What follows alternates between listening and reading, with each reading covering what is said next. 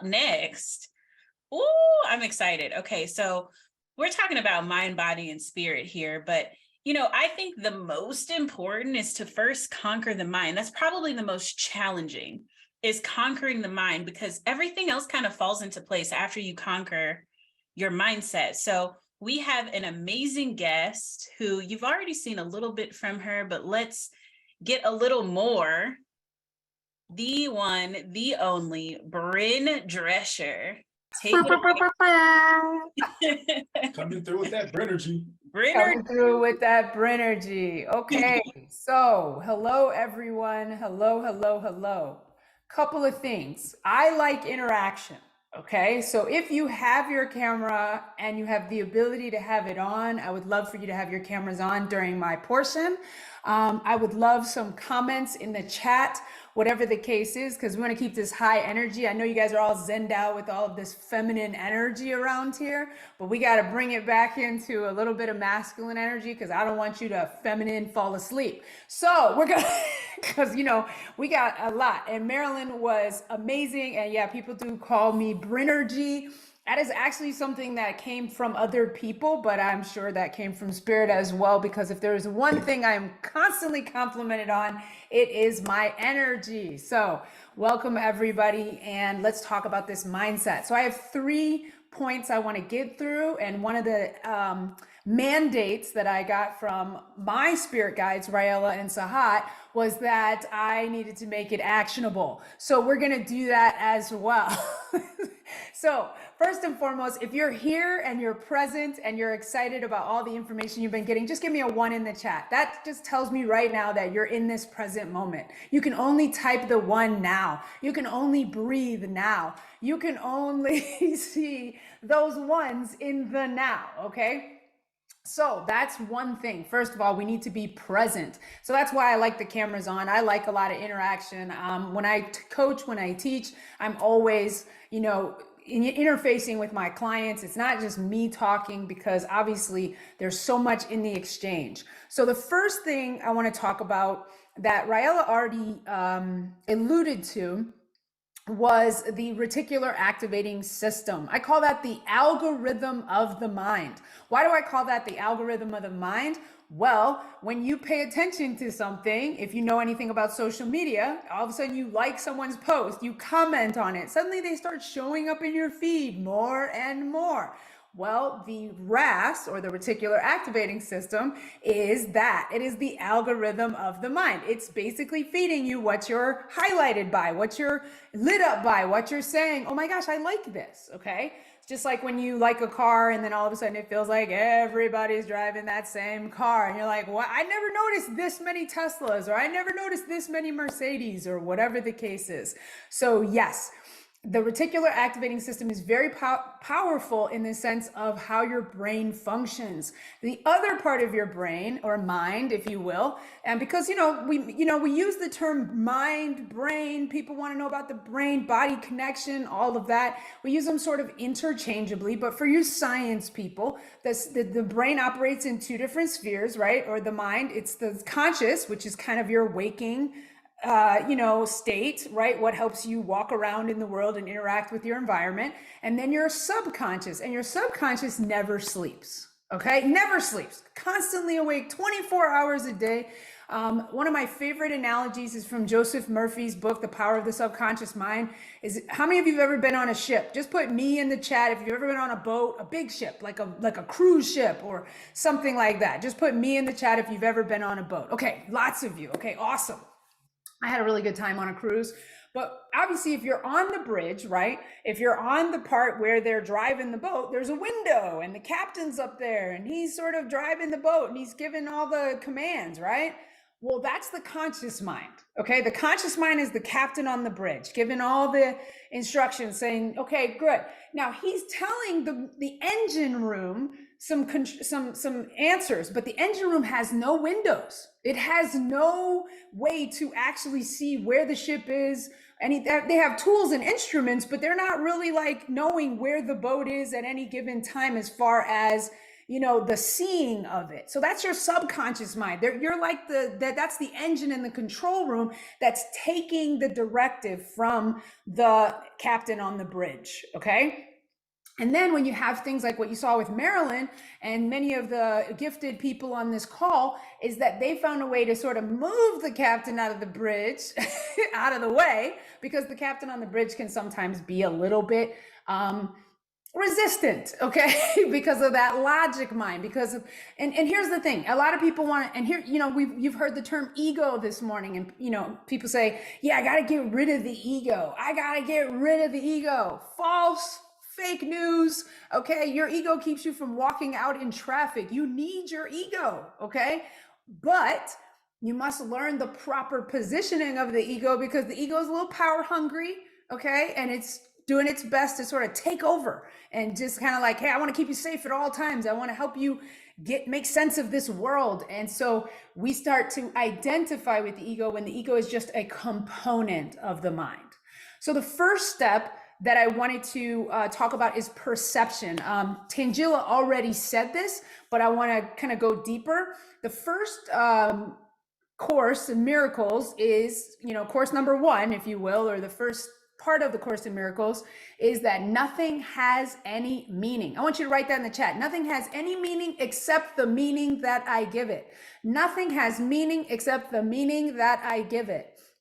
Okay, I want you to write that in, because I want you to write that and I want you to post it somewhere. I want you to have it on your phone. I want you to remind yourself on a daily basis that perception is your key here. Is how are you responding to your world, right? Because we make the mistake of believing that everyone sees what we see, everyone feels what we feel, okay? Nothing has meaning except the meaning that I give it. So let's say someone comes up to you and they say, hey, you're stupid. Now, they're just words. They're just words, okay? Words, you guys all remember the thing we were all taught when we were kids, sticks and stones may break my bones, but words will never hurt me. But then we said, oh, but words can hurt. Those words that you said are very hurtful.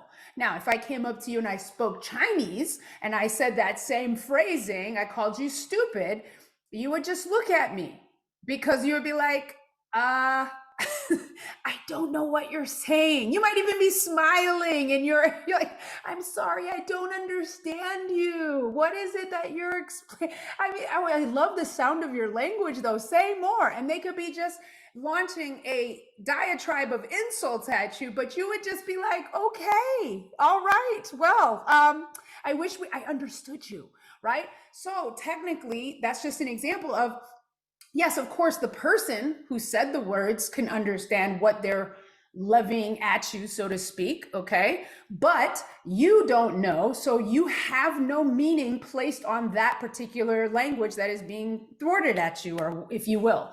So it's the same thing with everything in your world, right?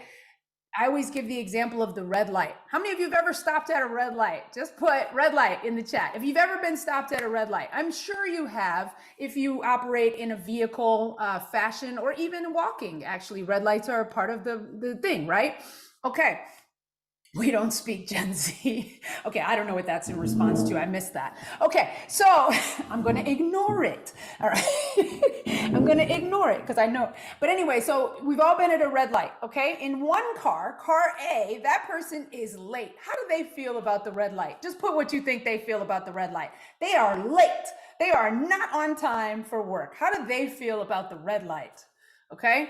Oh, frustrated, right? Like, what is with this red light? I mean, how many of you have ever yelled at the red light? Like literally felt like the light was cursed. Like, it's like how is it that this light, like, it just feels like, it's like I'm getting all the red lights, okay? We've all been like that, right?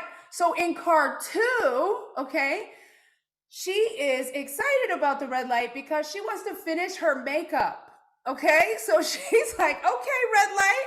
All right, I can put on my makeup, I can put my extra layer of foundation on, whatever the case is, right? So we have 2 different ways of seeing the red light. Is it the red light, or is it the perceiver of the red light, right? So the most important thing when we're talking about this journey into integration, we're talking about this deeper level, Raella said so wonderfully, is that we have to start with understanding what's really happening at a very base level. We are the one that are putting the meaning on everything. So if someone comes up and calls me stupid, if I don't think I'm stupid, then it's like they're speaking Chinese to me. I'm just kind of like, okay, that's cool.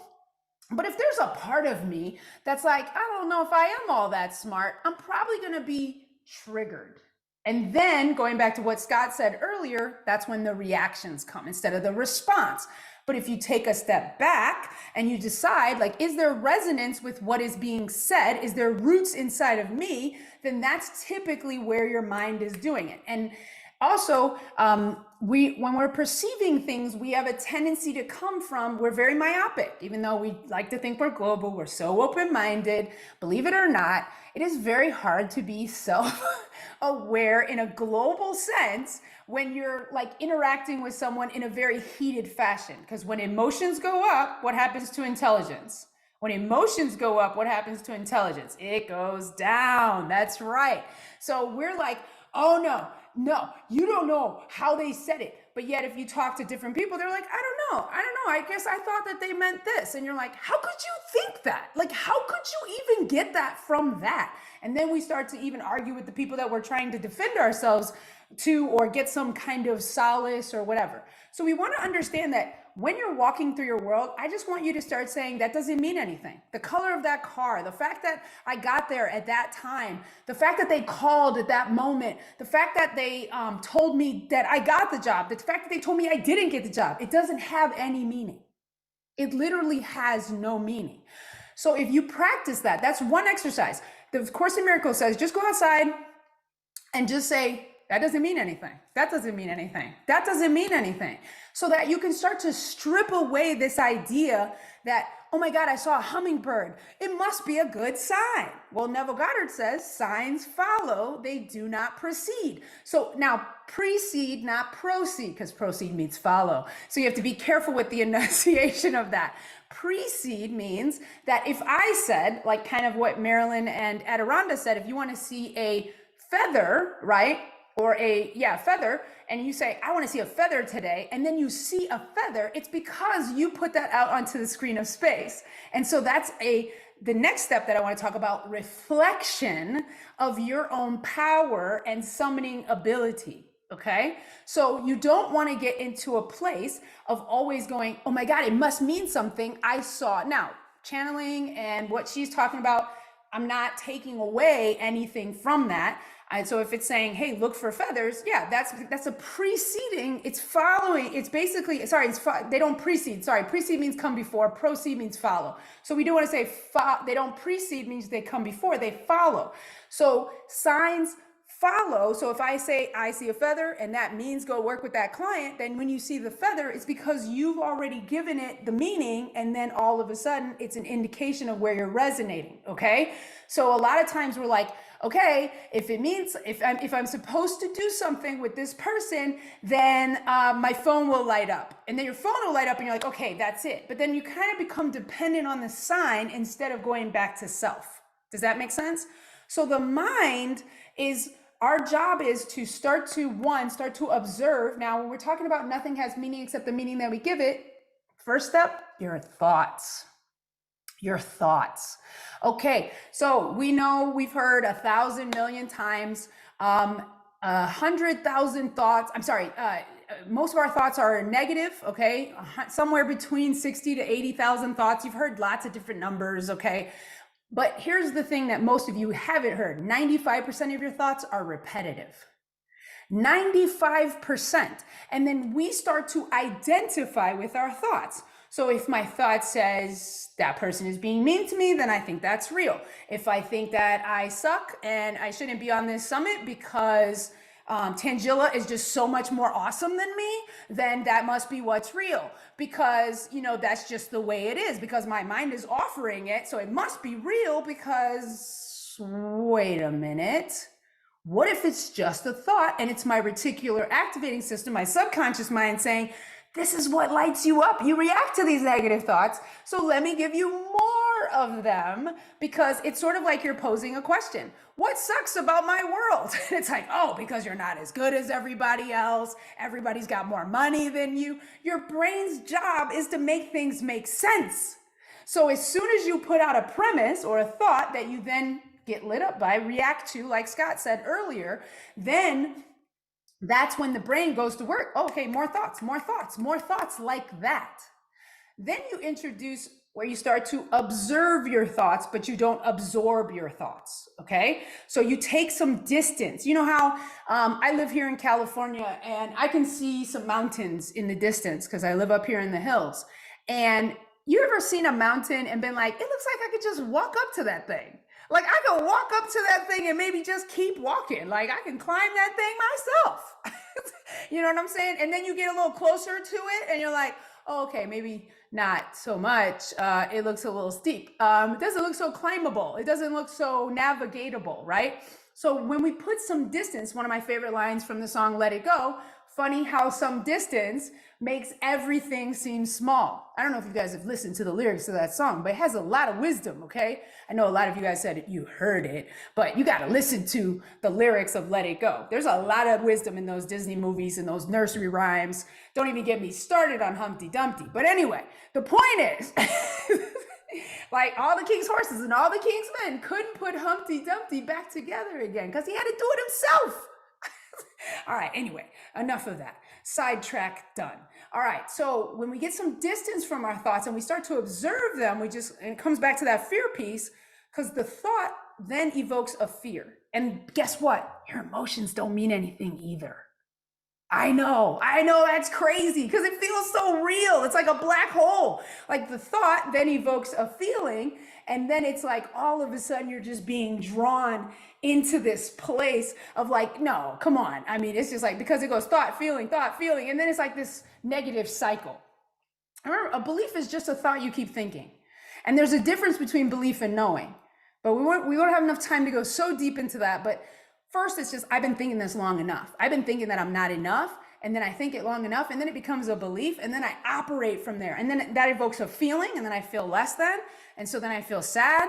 And then from there, it just feels so real. So if you can start to observe a thought that comes up and just allow it to pass like clouds in the sky, like breath, right? Just let it happen. Don't try to stop it. By the way, let's talk about toxic positivity. Just be positive, everybody. Just be positive.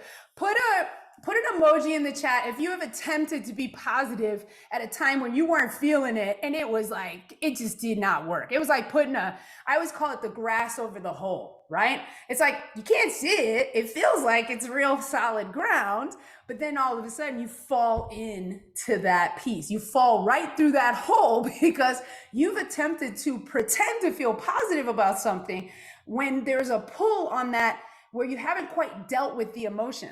And here, the great thing about the mind is it's not actually working against you. It's working for you. So it's offering, and Raella and Sahat, you'll give me a time note too, just in case I go too far. You'll pull me back in like the Sandman from the Apollo. Thank you. Don't dance me off the stage. Just give me a time note, okay?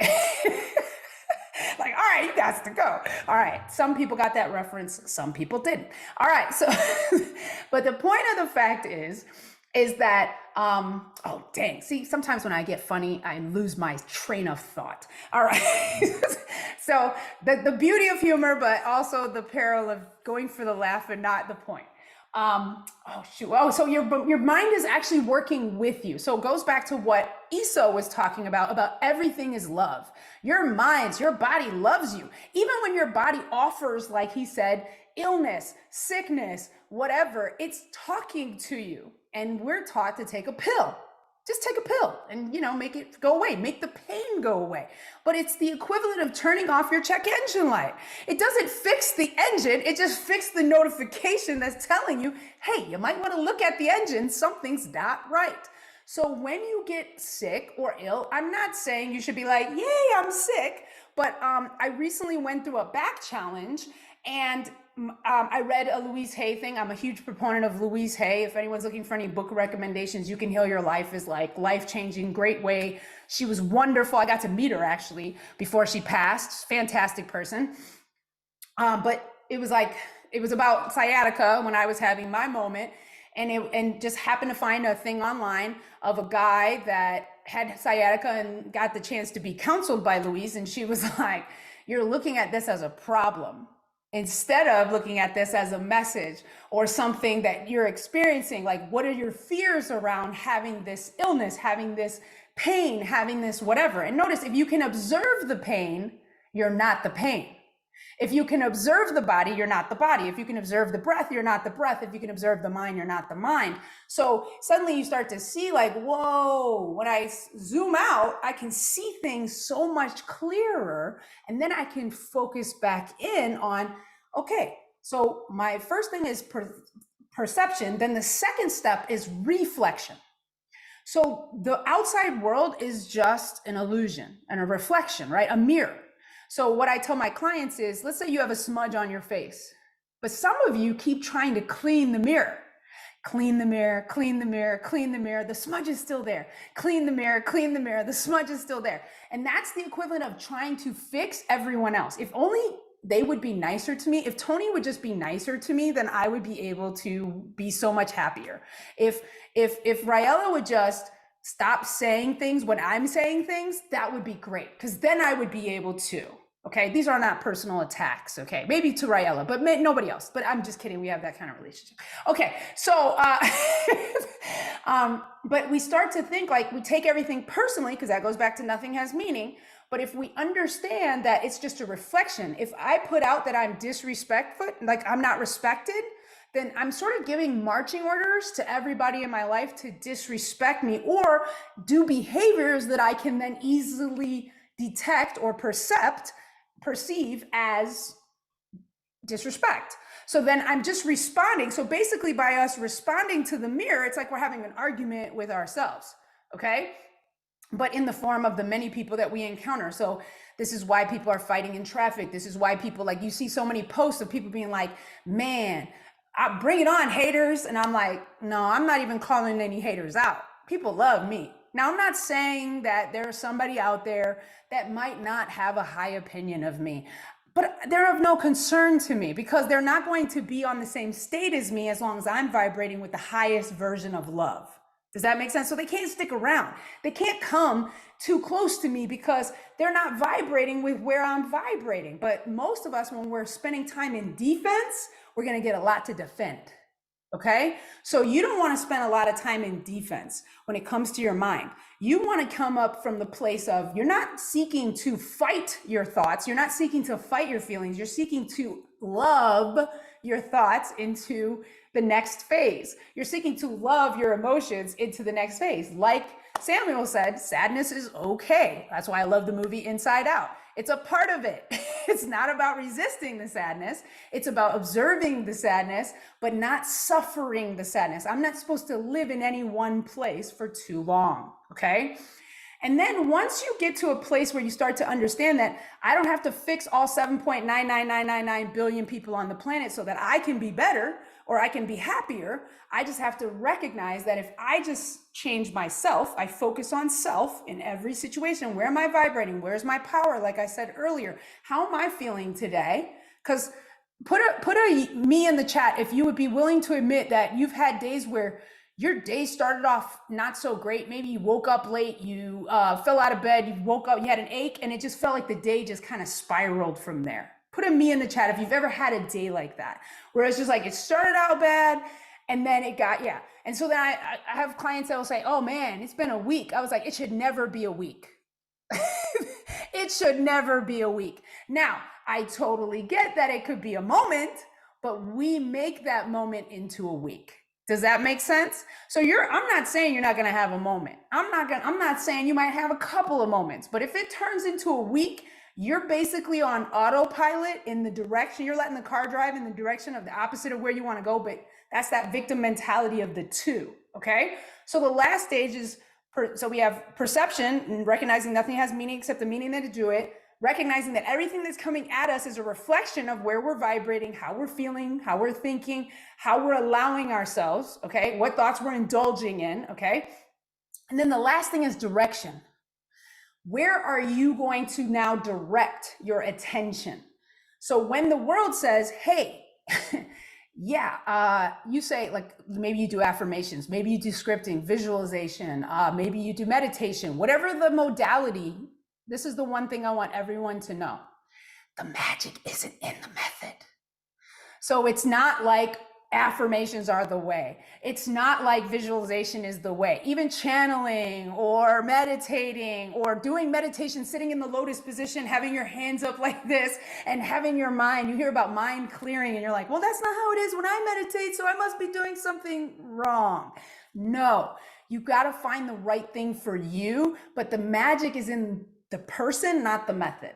So the method is there to help you, sort of like vision boards. Everybody's like, oh, I did a vision board. I'm like, that's great, but the universe doesn't need it. It's like you guys praying for things and being like, dear God, or dear universe, whatever you call it, I live at 122 Drury Lane in Columbus, Ohio, and I'm also wearing a blue shirt, so please don't give what I'm asking to anyone else, okay? And the universe is like, yeah, we know who you are, okay? Like, we know you, we recognize you, you're a part of us. We're actually exist within you, so you're giving us your orders, okay? And a lot of us are ordering the wrong sandwich and then getting mad when it's coming out, okay? So we want to get to a place where we start to deliberately direct ourselves in the direction. So there's 4 different levels of consciousness, in my opinion. I heard this from Reverend Michael Beckwith. I go to Agape here, and I've had the pleasure of, obviously, I know him because I volunteer within the church and stuff. But thank you so much, Bess. Let's see, that was 10. Okay, cool. We're right at 5. Okay, thank you, Bess. Okay, he said there's 4 different levels. The first level that almost everybody operates at, and this kind of goes to the survival method survival level that we were talking about, is the victim mentality. This is the to you, okay? The to you thing. Life is happening to me. Did you see what happened to me? Did you see what that person said? Did you see how that person talked to me? Did you see how they're treating everyone else except me? Whatever, like everything that's happening to you, you have no control. I used to believe in predestination. I was raised as a Catholic, and I thought, okay, some people are born with money, some people aren't. So I guess this is me. I'm the have-not, right? So I'm like, okay, I guess, right? And then I looked at my life and I said, I finally understood that to whom much is given, much is expected. It wasn't about having the money. It was about all the gifts that I was given through the difficulties, through the challenges I had in my childhood to rise above. So like everything that's coming at you, people of the Christian faith will often pray and say, what is it? What doesn't kill you? Like, God doesn't give you more than you can handle. That's the one. And so they're like, like, okay, God, and then after a while, you've seen that Cat Williams thing. They're like, please, Lord, this is your humble servant. Like, can you give some more to some other people? Cause I've got enough on my plate. Like, I feel like you give me too much, right? But ultimately, God gave us free will, in my opinion, okay, universe, whatever you want to call it, to then go ahead and start to live and experience. God really wants to experience life as Tangela, as Rai, as Sahat, as Omashar, as Esther, as Mark. It's not that you have to have some perfect divine choices and all that. It's like and going back to what Marilyn said, that joy piece, like literally, and Tangela said this, just to relax. Like that's your only assignment. Your only assignment is to come and enjoy your life from day to day. Now, it doesn't mean sit in the lotus position and meditate all day, because anyone can be enlightened on top of a mountaintop. I am so over my negative feelings and stuff, because I was in an ashram for the last 12 days, and I feel so zen and at peace with myself. Immediately go spend time with your family, and that'll show you how much you actually grew, okay? Because that's the best cure to find out how enlightened you are. There's no arrival, there's no destination. You're just wanting to help your mind be more directed, self-directed, so that you can then go to the next, so that when you become directional, then you're going to the by level. By me, life is by me. Okay, life is by me. I can make things happen. I can formulate my world. I can create my reality. I can say, I want to see a yellow Corvette and it's going to drive by me. Oh my God, I'm so powerful. This is amazing. But then you got to go to the through me level, which is where you start to let go of some of that like egoic part of the power, right? And you go, okay, what happens if I just allow that stuff to kind of come through me and I allow myself to more surrender, okay?